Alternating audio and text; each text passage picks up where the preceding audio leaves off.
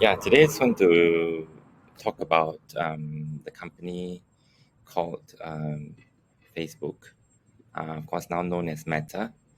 Um, as you know, for the last first half of the year, the Nasdaq has been pretty much flat for most of the companies, except for the seven big stocks like Nvidia, Tesla, Facebook, Meta, Google, and Amazon, and of course Apple, hitting 3 trillion market cap.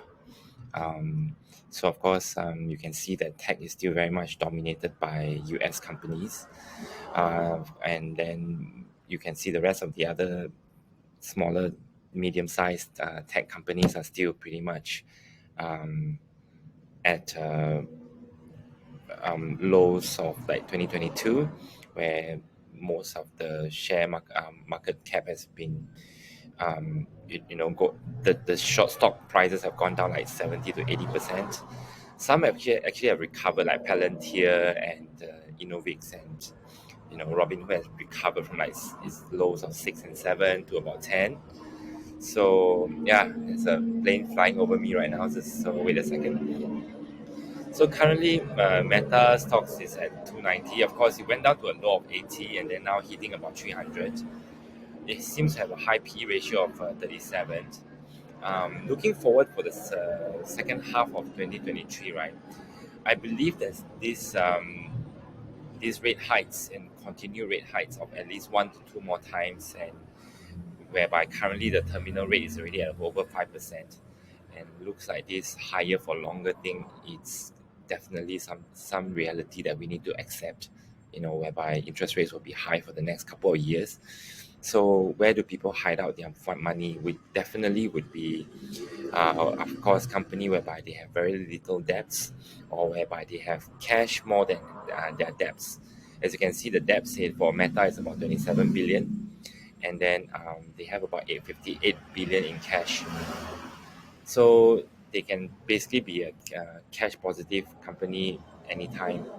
And then the second point I want to see is a company that actually have a good positive quarterly cash flow or monthly cash flow or yearly cash flow. The revenue is always around 25 to 35 billion, for quarter to quarter basis. So their annual revenue always come to around 100B to 125B.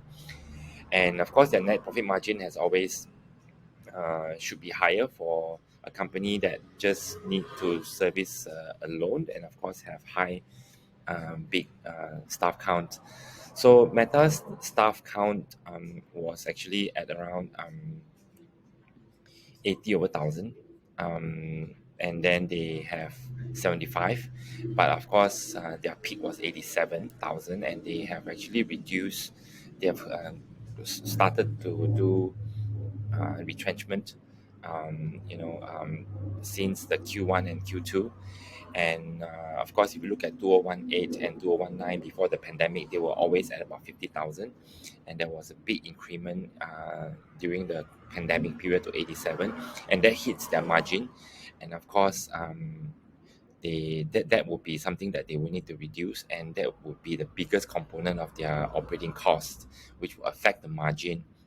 So I believe that the margin for onwards looking for the second half would be better, and even 2024 onwards, whereby they may be able to hit like around 30 billion or 28 billion quarterly revenue, and they would probably be able to retain like around 20 to 30% profit, which is around 9 billion to 10 billion.